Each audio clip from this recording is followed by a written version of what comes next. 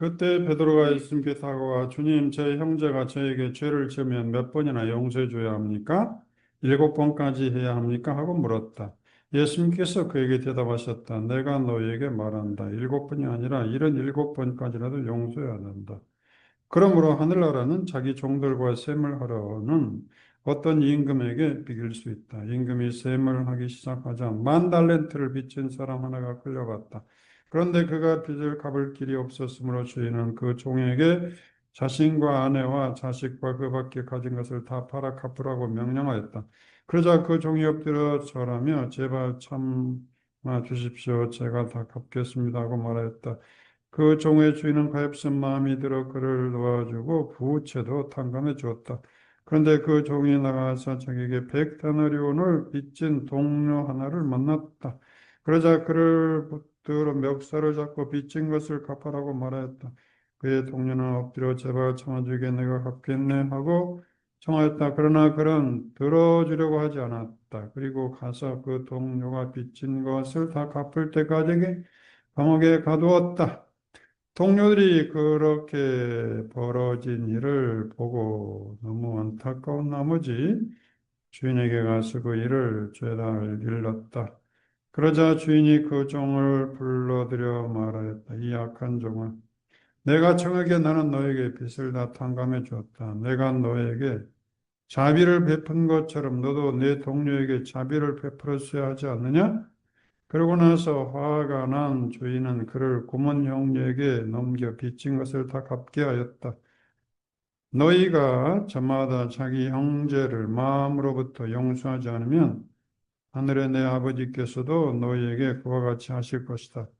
예수님께서 이 말씀들을 마치시고 갈릴레아로 떠나 요르단 건너편 유다 지방으로 가셨다. 주님의 말씀입니다. 네, 유인물로 갑니다. 용서하라는 말씀이죠. 7번이 아니라 이런 7번까지라도 용서해 줘야 된다. 자, 자기 중심으로 가면 안 되는데 내가 이만큼 참아줬으면 됐지. 언제까지 용서해 줘야 돼? 저 사람은 반성도 안 하는데 나만 보고되는 거 아니야? 하며 내가 베푼 용서의 횟수를 셈하고 상대의 빛을 마음에 켜켜이 쌓아둡니다. 그러나 실상은 상처 입은 자아가 공정이란 이름의 저울을 쥐고 상대를 내 통제 아래 두려는 교만의 발로입니다. 끝없는 계산은 내 영혼을 원망의 감옥에 가두고 늘 억울함에서 시달리게 하여 관계와 내면을 황폐하게 만듭니다. 자, 나 중심이 아니고 주님 중심. 주님, 예수님께서는 관계의 기준을 인간적인 셈법과 정의가 아니라 하나님의 무한한 자비로 옮기십니다.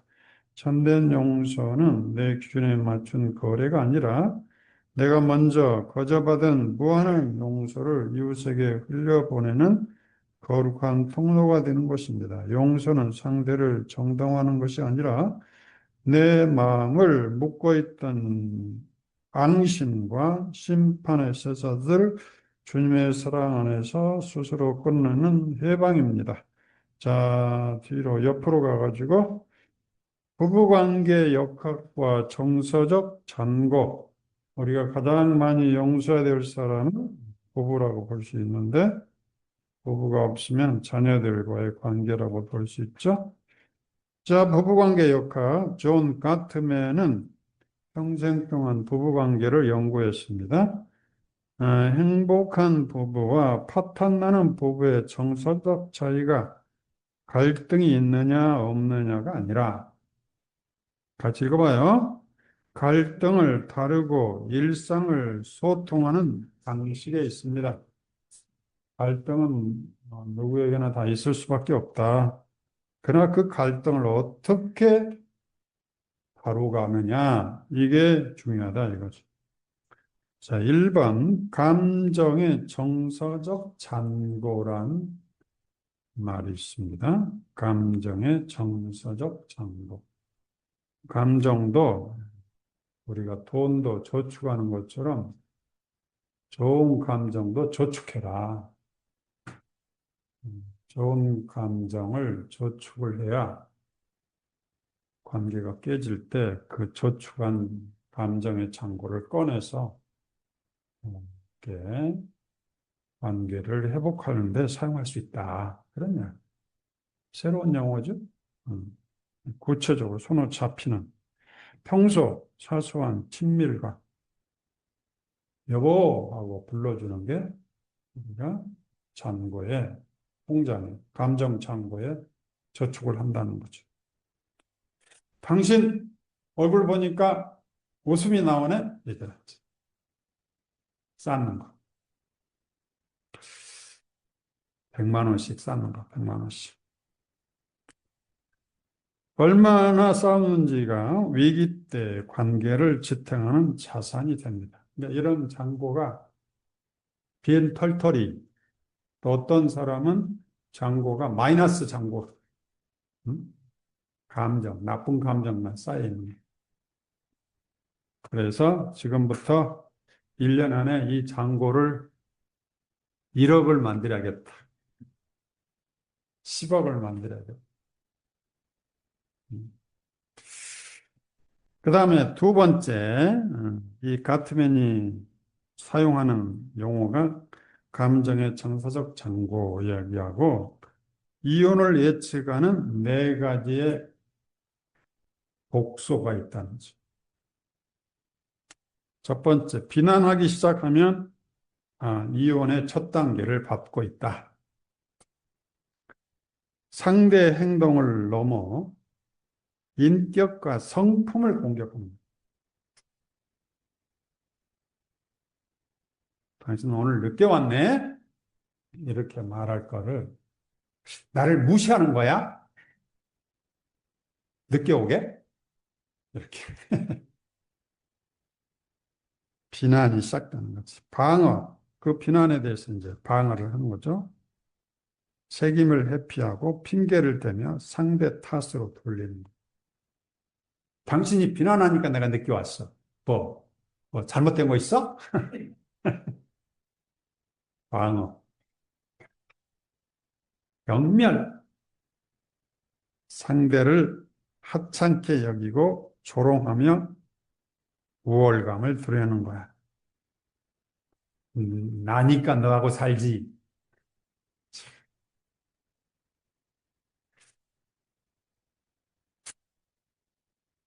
저 눈 좀 봐. 이렇게 하면서. 그래야 되는데, 눈깔 좀 봐. 이렇게.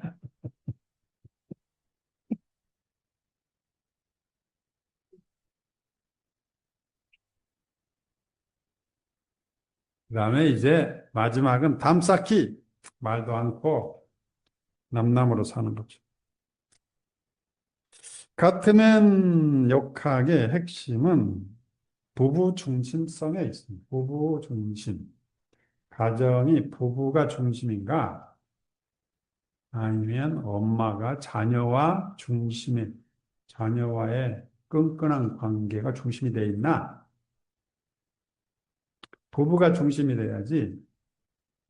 부부가 잘 안 되니까 자녀와 부부가 일차적인 정서 안식처가 돼야 되는데 그런 관계가 유지 안 되니까 이제 그 균형을 깨지면서 왜곡된 관계, 자녀와 친밀하게 되어버리는 이것이 이제 문제의 시작이라는 거죠.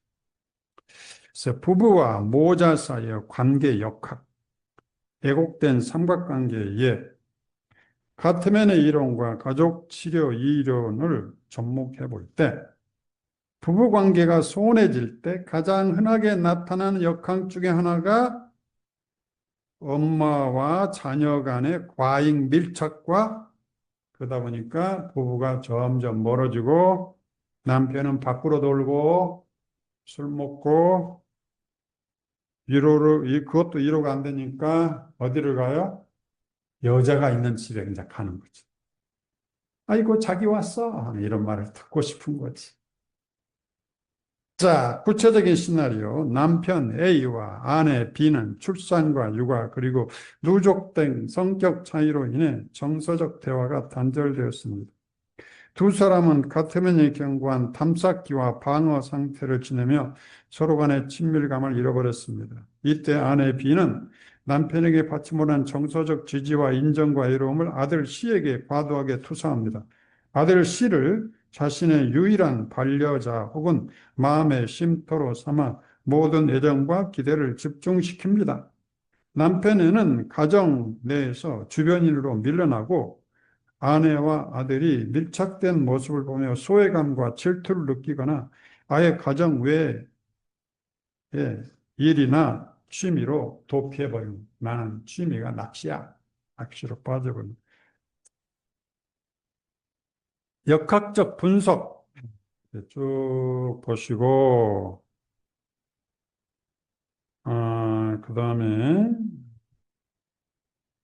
카톨릭 신학적 분석 및 대안으로 갑니다. 카톨릭 신학에서 부부 성사, 혼인 성사는 그리스도와 교회의 일치를 드러내는 상징이자 근원입니다. 창세기의 말씀대로 사람은 아버지와 어머니를 떠나 아내와 결합하여 둘이 한 몸이 될 것입니다. 여기서 부모를 떠남은 물리적 독립뿐만 아니라 심리적, 정서적 독립을 뜻합니다. 모자간의 과잉 밀착은 이 신성한 부부 계약적 일치와 삼위일체적 사랑의 모상을 뭐한다? 거스리는 우상 숭배적 왜곡입니다. 그러니까 내가 자녀와 과도하게 밀착되어 있으면 우상 숭배하는 삼위일체 신비도 거스리고 부부 일치도 거스리고 그 다음에 자녀로 하여금 새로운 짝과 하나 되지 못하게 결혼 못하게 막고 있다는 거죠. 자녀들이 결혼 안 하는 이유도 하나가 될 수 있다는 거죠. 또 결혼했는데도 늘 엄마를 찾고 그래서 문제가 생기면 전화하고 이런 게 바로 엄마가 밀착되어 있는 것을 떼지 못하고 부부가 하나 되는 걸 방해하고 있다는 이야기예요. 대안, 성서적 계약의 쇄신과 용서의 은총입니다. 부부는 첫 번째 서원으로 돌아가 서로를 향한 십자가의 희생과 무조건적 사랑을 회복해야 합니다. 어머니는 자녀를 하느님이 위탁하신 선물로 바라보며 소유가 아닌 청지기적 돌봄,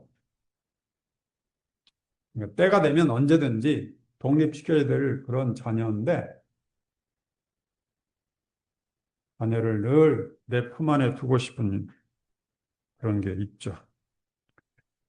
부부가 먼저 하느님 안에서 하나 되는 탈자적 사랑, 타적 사랑은 배우자를 내 것으로 만들지 말고 배우자를 독립적 존재로 보면서 인격적인 사랑을 해라 이거죠. 내 것으로 소유하는 사랑이 아니라 그것은 그것의 관계가 되고 너는 내 거야. 내 마음대로 해야 돼. 내가 하는 대로 따라야 돼야 돼. 이거는 좋은 관계가 아니지. 언젠가는 깨지지. 인격적 관계, 거리감이 있으면서도 구분할 줄 알면서도 사랑할 수 있는 관계. 이게 하느님과 우리 관계죠. 하느님이 우리 일을 절대 관여하지 않아요. 너 그렇게 가면 안 돼. 너 그러면 안 돼. 절대 간섭하지 않아요. 이게 하느님과 우리 관계. 하느님이 함부로 간섭하지 않아요. 유다를 함부로 방해하지도 않았어. 네가 갈 길을 가라. 그러나 그렇지 않기를 바란다. 바람은 하지만 막지는 않는다. 이게 부부관계야. 여보, 당신의 길을 가기를 바래. 그러나 여전히 나는 당신을 사랑해. 그래서 자유롭게. 점점 나이가 들면서 자유롭게 해줘야 돼, 부부가. 자유롭게. 나 때문에 당신 다른 거 하면 안 돼. 이건 말도 안 되는 거야. 자, 그래서 이 탈자라는 게 그런 겁니다. 상대방을 내 것으로 만들지 말고 상대방을 존중하는 그런 모자 관계, 부부 관계를 안 들어간다. 그래서 부부는 같이 살 바에 어떻게 용서하고 또 용서하고 7번씩 70번까지 용서해야지. 그죠? 할 수 없어. 용서해야지. 왜? 왜 그러는 거? 하느님이 나를 그렇게 해주신. 하느님은 나를 몇 번 용서하셨을까? 7번씩 70번? 아마 그 10제곱은 했을 거야. 수억 번, 수만 번. 자, 그런 용서를 받은 우리도 하느님이 용서의 달인인 것처럼 우리도 용서의 달인이 돼서 내가 바른 거는 못하더라도 온 마음으로, 하느님의 마음으로 용서할 수 있는 준비는 돼 있다. 이거는 가능하잖아요. 이건 돈으로 하는 것도 아니고 무슨 실력으로 하는 것도 아니고 마음먹기 달려있는 거지. 내가 하겠다. 주님, 할 수 있도록 해주세요.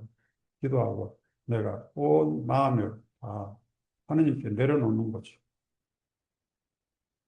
할 수 있죠? 응. 이렇게 해서 여러분이 하늘나라에, 마음이 하늘나라에 가 있어서 결국 이렇게 하면 좋은 거는 누구예요? 내가 행복한 거예요. 늘 하늘나라 사는 거죠. 그러나 용서 못하면 좁은 마음에 자기를 가둬놓고 자기를 지옥 만드는 거죠. 그래서 하느님이 용서하는 이유가 다 있는 거예요. 당신이 하늘나라 살려.